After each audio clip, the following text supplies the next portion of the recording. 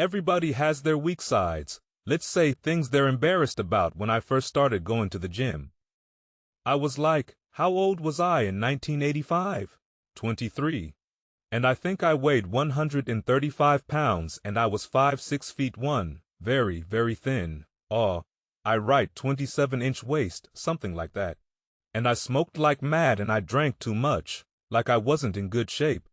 The first attempts forward I took in the gym, I went to this swim size class. Jesus. It was me and this really fat guy, young guy, probably not any worse shape than me. And like 7 old women over 70, they could outswim me. Like it was pretty damn humiliating. And so I did a semester of that, got myself in somewhat better shape. And then I started to go to the gym to work out, to lift weights. And that was also rough because, I'd be underneath the bloody bench press trying to lift 75 pounds off the rest, and some muscle-headed bastard would come over and tell me how to do it. And it's like, yeah, thank you. But, it's embarrassing, and lots of times people won't do things, like go to the gym because they're so embarrassed about how they look or what sort of shape they're in, and it's a pain to start at the bottom. But you start at the bottom where you're weak, and if you want to rectify what's weak, you have to accept the fact that you're at the bottom, and that the first steps are gonna be painful. It took me about 3 years, but I stopped smoking, and then I stopped drinking, and I gained 40 pounds of muscle in like 5 years, something like that. I basically had to stop doing that because I had to eat like 6 times a day. It was crazy. But I got a lot more physically confident and a lot more coordinate because working out with dumbbells makes you coordinate, right? Because it exercises all the small ligaments and the tendons.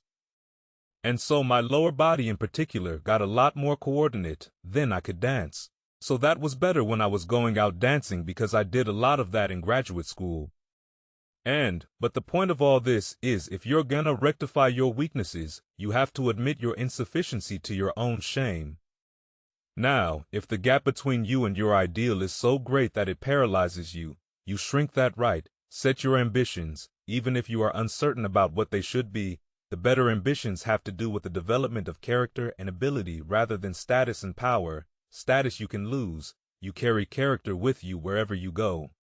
And it allows you to prevail against adversity. Knowing this, tie a rope to a boulder, pick up the great stone, heave it in front of you, and pull yourself towards it. Watch and observe while you move forward. Articulate your experience as clearly and carefully to yourself and others as you possibly can. In this manner, you will learn to proceed more effectively and efficiently towards your goal. And while you are doing this, do not lie, especially to yourself. If you pay attention to what you do and say, you can learn to feel a state of internal division and weakness. When you are misbehaving and misspeaking, it's an embodied sensation, not a thought. I experience an internal sensation of sinking and division rather than solidity and strength. When I am incautious with my acts and words, it seems to be centered in my solar plexus where a large knot of nervous tissue resides. I learned to recognize when I was lying, in fact, by noticing this sinking and division and then inferring the presence of a lie. It often took me a long time to ferret out the deception. Sometimes I was using words for appearance. Sometimes I was trying to disguise my own true ignorance of the topic at hand. Sometimes I was using the words of others to avoid the responsibility of thinking for myself. If you pay attention when you are seeking something, you will move towards your goal. More importantly, however, you will acquire the information that allows your goal itself to transform. A totalitarian never asks, what if my current ambition is in error? He treats it instead as the absolute. It becomes his God for all intents and purposes. It constitutes his highest value. It regulates his emotions and motivational states and determines his thoughts. All people serve their ambition in that matter. There are no atheists. There are only people who know and don't know what God they serve. If you bend everything totally blindly and willfully towards the attainment of a goal and only that goal, you will never be able to discover if another goal would serve you and the world better. It is this that you sacrifice. If you do not tell the truth, if instead you tell the truth, your values transform as you progress. If you allow yourself to be informed by the reality manifesting itself as you struggle forward, your notions of what is important will change. you will reorient yourself, sometimes gradually and sometimes suddenly and radically. What happens if instead we decide to stop lying? What does this even mean?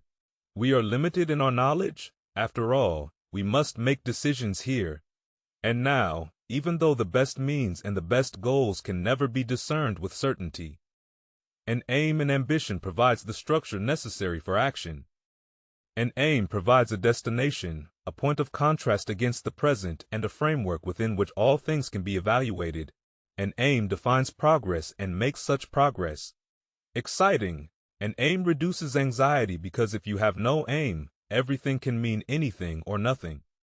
And neither of those two options makes for a tranquil spirit. Thus, we have to think and plan and limit and pause it in order to live at all. How then to envision the future and establish our direction without falling prey to the temptation of totalitarian uncertainty? Some reliance on tradition can help us establish our aims. It is reasonable to do what other people have always done unless we have a very good reason not to. It is reasonable to become educated and work and find love and have a family. That is how culture maintains itself. But it is necessary to aim at your target. However, traditional with your eyes wide open, you have a direction, but it might be ill-formed. You may have been led astray by your own ignorance and worse by your own unrevealed corruption. You must make friends. Therefore, with what you don't know, instead of what you know, you must remain awake to catch yourself in the act. You must remove the beam in your own eye before you concern yourself with the mote in your brother's. And in this way, you strengthen your own spirit so it can tolerate the burden of existence, and you rejuvenate the state. It is our responsibility to see what is before our eyes courageously and to learn from it. Even if it seems horrible, even if the horror of seeing it damages our consciousness and half blinds us. The act of seeing is particularly important when it challenges what we know and rely on upsetting and destabilizing us. It is the act of seeing that informs the individual and updates the state. You are by no means only what you already know. You are also all that which you could know if you only would. Thus, you should never sacrifice what you could be for what you are. You should never give up the better that resides within for the security you already have, and certainly not when you have already caught a glimpse, an undeniable glimpse of something beyond. In the Christian tradition, Christ is identified with the Logos. The Logos is the Word of God. That Word transformed chaos into order at the beginning of time in his human form. Christ sacrificed himself voluntarily to the truth, to the good, to God. In consequence, he died and was reborn. The Word that produces order from chaos, sacrifices everything, even itself, to God. That single sentence, wise beyond comprehension, sums up Christianity. Every bit of learning is a little death. Every bit of new information challenges a previous conception, forcing it to dissolve into chaos before it can be reborn as something better. Sometimes such deaths virtually destroy us. In such cases, we might never recover, or if we do, we change a lot. A good friend of mine discovered that his wife of decades was having an affair. He didn't see it coming. It plunged him into a deep depression. He descended into the underworld. He told me at one point, "I always thought that people who are depressed should just shake it off." I didn't have any idea what I was talking about. Eventually, he returned from the depths in many ways. He's a new man and perhaps a wiser and better man. He lost 40 pounds. He ran a marathon.